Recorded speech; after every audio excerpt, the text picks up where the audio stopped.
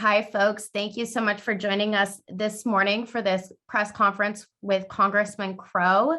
He will go ahead and get started to announce the new legislation for gun safety and introduce a few guests going forward. Thanks, Caitlin. Thank you all for joining here today. I'm just honored to be joined by some tremendous leaders and advocates in the gun violence prevention space, people from whom I gain a ton of insight and inspiration to continue to motivate me and help me be an advocate on this issue. And I'm going to spend, I think we're going to spend most of our time hearing from them today. But I did want to start this by just announcing a very exciting new legislative effort that we have here.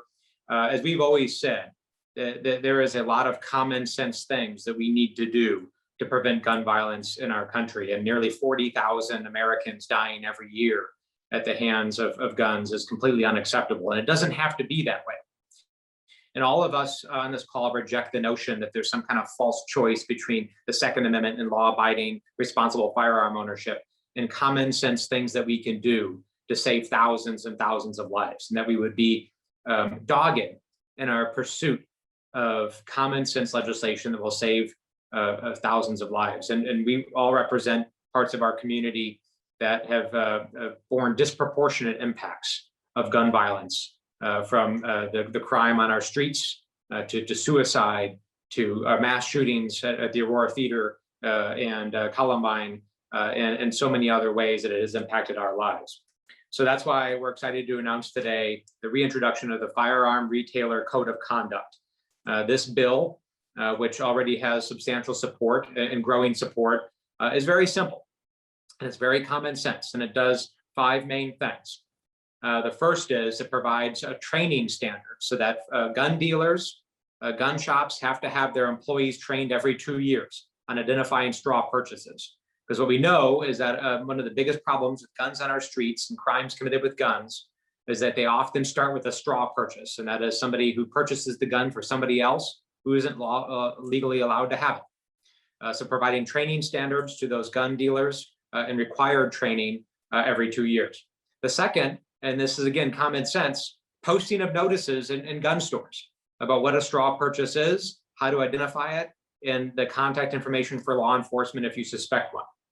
The third is safe storage. Right now, there's no safe storage requirement for a gun dealer. And what we know, there's a lot of these smash and grab situations where people come in the middle of the night and steal hundreds or dozens of guns and then commit crimes with those.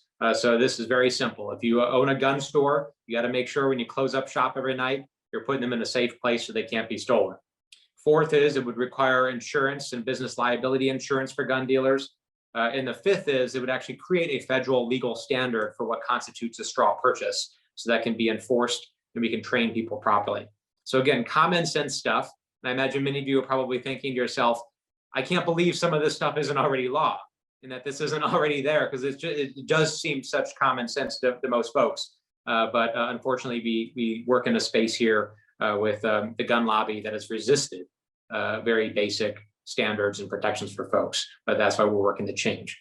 So very happy to join with my friends and organizations here to push this. And I will turn it over to my good friend, Maisha Fields, the Vice President of Organizing for Brady. Maisha. Good morning and good afternoon for those of you who may not be here in Colorado. I'm pleased to join each and every one of you here today and to be on an event with so many Coloradans, especially as a native of Colorado. And most importantly, I am so excited to be on a call with my congressman, Representative Jason Crow. And so I just want to personally say thank you as a survivor on behalf of my brother, Javad Marshall Fields and Vivian Wolf. Thank you for doing an extraordinary job in the U.S. Congress to represent survivors. And I just want to also restate that Representative Crow is my congressman, so I voted for you. As did I also vote for Representative Tom Sullivan because he's also in my district and is a great dear friend of mine as well. And Tom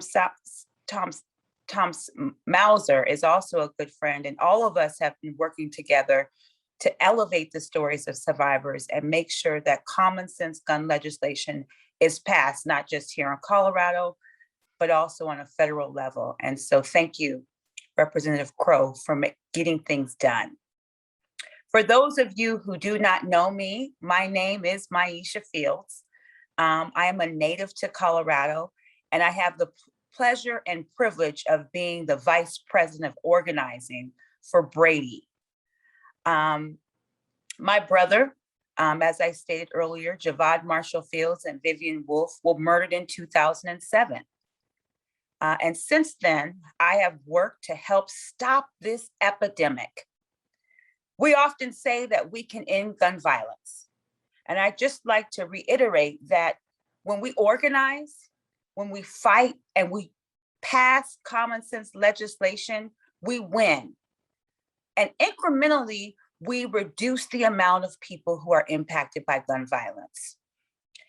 And it's bills just like this, the Firearm Retailer Code of Conduct Act, that we must pass because it will save lives. I think the impact of bills like this can sometimes be difficult to understand. But I'd like for everyone to understand, one, that this measure is important in saving lives, and that also illegally trafficked guns are typically acquired by individuals who would otherwise fail a background check. And 97% of Americans support common sense background check laws. The solutions in this bill make safety measures that are often already in place, but are habit or custom of the law. This bill ensures that federally licensed firearm dealers, or what we also term as FFLS, are implementing the highest levels of security and safety.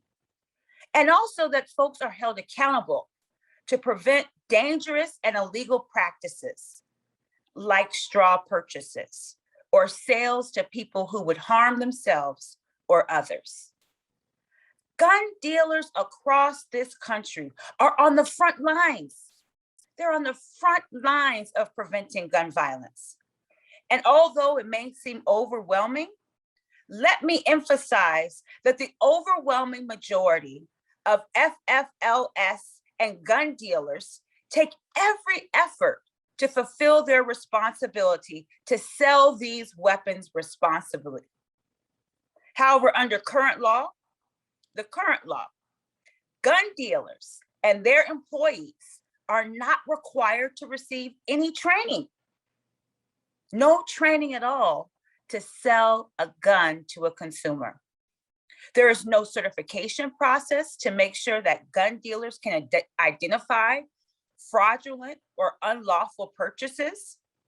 And among other safety measures, this bill will ensure that gun dealers and employees are trained and certified to identify fraudulent or unlawful purchases before they are permitted to conduct business. The newest responsibilities will help dealers to prevent straw purchases or other fraudulent sales. This is going to have a real impact, as the weapons are purchased in such sales often end up in communities like my own, already bearing a disproportionate impact of gun violence, namely in Black and Brown communities. An estimated of 90% of guns recovered in crimes across this country come from 5%, just 5% of gun dealers. We know that addressing the flow of gun violence from that 5% can and will save lives. Last year, we saw record gun sales and spiking gun violence. Brady estimates that gun sales increased approximately 64% in 2020, way beyond the numbers of 2019. As we've also heard so much about this year, shootings and homicides have likewise spiked. since the COVID epidemic. Just this year alone, the Gun Violence Archive estimates that over 36,000 people have died from gun violence. That's mothers, fathers, siblings, aunts, uncles, grandfathers, and the like. This is a crisis. And Representative Crow's bill will help to remedy the supply of the weapons fueling this epidemic. In no uncertain terms, this bill will save lives. We need this bill to become law, and we are grateful to you, Representative Crow, for introducing this law and for stewarding this very important bill. Thank you for your leadership. Thank you, my friend, Maisha Fields. Strong and wise words. Appreciate your friendship and advocacy very much. Now over to State Representative Tom Sullivan. Tom. Thank you, Congressman, and thank you so much to the rest of my colleagues who are here and have very strong words on this subject. Your idea of a code of conduct is nothing new and unique. Many of us who are in this realm know that, about 20 years ago, a manufacturer, Smith & Wesson, decided to come out with a code of conduct for retailers to sell their product, outlining the same types of things that are in the bill that you're putting together. And it was at that time that the NRA pretty much shut them down and was going to put them out of business if they were to do something like putting through a code of conduct. We are hopeful that 20 years later, times have changed, but we are encouraged to know that the manufacturers of these weapons are on the same page with us. They just need the space to be able to move that forward. Like Maisha talked about, right, we already know about the bad apples that are out there selling these straw purchases to a great number of people. There is already a list. We know the top 100 stores in this country that act out this way. I saw a figure not too long ago, the top 10 stores. This is just the top 10 retailers in the United States are accountable for over 50% of the straw purchases and the guns being put into the hands of people who shouldn't have them. With legislation like this, we should be able to go in there and shut down these bad apples and make them accountable for what it is they are doing on a daily basis. And thirdly, we just went through a time. The reason this stuff doesn't happen is because we don't have a director and the facilities and the manpower in the ATF to take care of this stuff. We just went through, and he didn't even get a hearing to finally put a director in front of the ATF. That is the next thing that we have to do and have been trying to do. And if we can do any number of these types of things, we can, stem this tide of gun violence in our communities. So thank you again, Congressman, for bringing this forward. We're all supportive of it, and whatever we can do to help, just let us know. Thank you, Representative Sullivan. As always, appreciate your words and advocacy here. Now over to my friend, Tom Mauser. Thanks, Congressman. I'm Tom Mauser. I'm the father of Daniel Mauser, who was killed in Columbine in 1999. And what really got me involved in this movement was the fact that Daniel asked me a question at the dinner table. Dad, did you know there were loopholes in the Brady bill? 2 weeks later, he was killed with a gun that was purchased through a loophole in the Brady bill, the gun show loophole, which the voters closed in the year 2000. So I've been really devoted to closing loopholes. I think that's a really important part of this. And here we're talking about a loophole. So we have an ATF that is supposed to oversee our gun dealers, and yet we don't have a code of conduct. That to me is a major loophole that we need to close. Also, in my advocacy, what I've always taken steps to do is to listen to what the gun rights activists are saying. Listen to what the gun lobby is saying and respond to them and hold them to what they're saying. So we hear them say, for example, that we hear them address how the best way to stop a bad guy with a gun. We hear a lot about that. But to me, one of the best ways is to not let them get the gun in the first place. And that's why our communities must count on our gun dealers to do the most they can to stop straw purchases. We also hear the gun lobby talk about law-abiding citizens. And also we should be enforcing existing laws, not creating new ones. Well, first, we need not just law-abiding citizens, but we also need law-abiding gun dealers. And we have to hold them to that. And I think having a code of conduct and also good training is an important part of that. We also need an ATF that will ensure that the gun dealers are being law-abiding gun dealers. It's difficult to hear somebody say that we should enforce existing laws. Well, who is enforcing our existing laws when it comes to gun dealers? It's the ATF. And yet the gun lobby has repeatedly fought against anything that the ATF is attempting to do. And that has to change. And I think this is a really good step to provide the tools, to provide the training, to require insurance, to have safe storage, so that indeed we enforce the existing laws. Also, let's not forget, you're in Colorado. Yet last year in 2020, 14,000 gun sales were stopped by the Colorado Bureau of Investigation through background checks.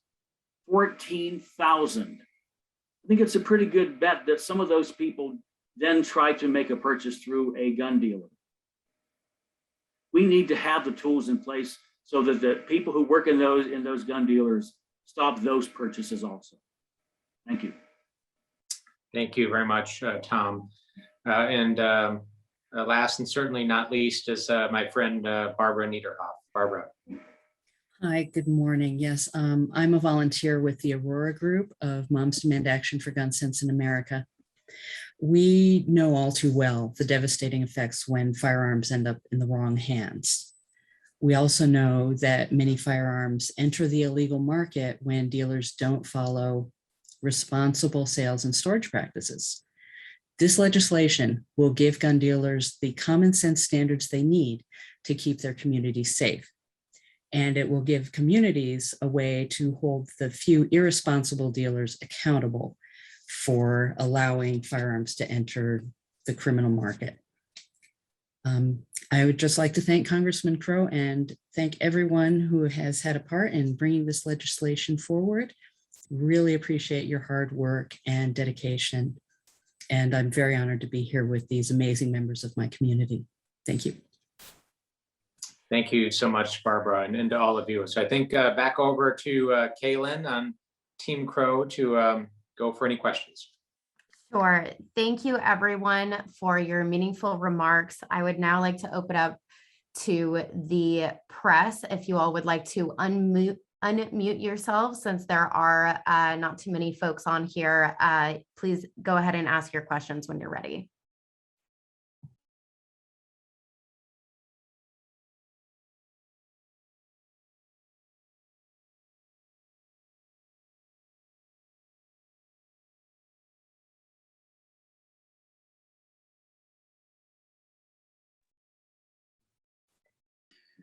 Okay, and I guess I'll go ahead and ask one. Go ahead. Congressman Crow, you've brought a lot of gun legislation during your time in Congress, and obviously without 60 votes in the Senate, you can't get this stuff passed. So, talk to me a little bit about your viewpoint or path forward on this. I mean, does it matter if it passes in the Senate? How do you secure Republican support? Is it worth bringing these bills if you can't get them through? Yeah, thanks, Jesse. It is worth bringing these bills, and it's not without substantial challenges. That is absolutely true. But just because it's challenging, of course, doesn't mean that we shouldn't do it and we don't have an obligation to do it, because I think history is definitely on our side. The American people are on our side. We continue to push momentum, I think, in our favor on this issue. We introduced this legislation or reintroduced it with almost 20 original co-sponsors, and we're going to quickly build out co-sponsors in the House. But you're right in that the grip of the gun lobby in the gun manufacturing industry remains very tight on this town. And to be more clear, it means very, very tight with a lot of my Republican colleagues. And the single biggest barrier, not just on gun violence prevention, but also on addressing the climate crisis, also on police reform, also on immigration reform, on so many important issues that are overwhelmingly supported by the American people, remains the filibuster in the United States Senate. So long as an arcane Senate procedure remains in place in its current form, things that are overwhelmingly supported, and I'm talking about 80–90% of the American people that are common sense, will continue to be stopped. That's why that reform is so important to move things like gun violence prevention and so many others.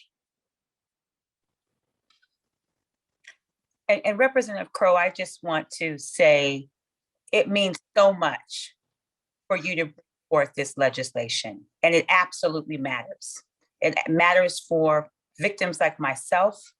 It matters for victims of the Aurora movie theater shooting, from Columbine, and also from the King Soopers shooting that just happened this year.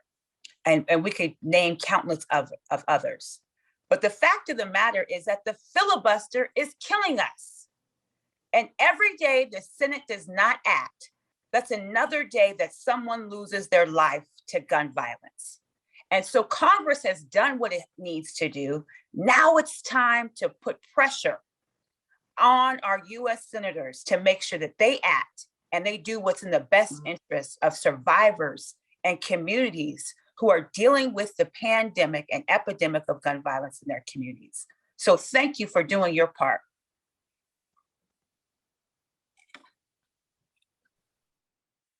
Thank you, Maisha. Yeah, go like ahead, Tom. I'd like to add to that. For over 20 years, there were 5 attempts in Colorado to pass a safe storage bill, 5 times. And we kept at it. And thanks to people like Tom Sullivan in the 2021 legislature, we finally passed a safe storage bill in Colorado. So yeah, there is value. You do want to talk about the issue and keep it out there, even though you may know that it doesn't have much of a chance. You keep talking about it. That's how you build support.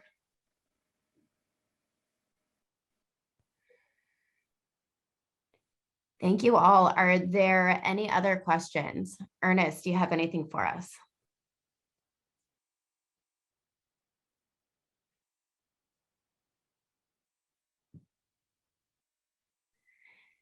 All right, if there are no other questions, then I want to thank you all for your time this morning. We really appreciate your attention to this important issue. I will be sending around a recording of this conversation briefly in a press release with more information about the bill, and would be happy to answer any further questions offline. We really appreciate your participation. Thank you all.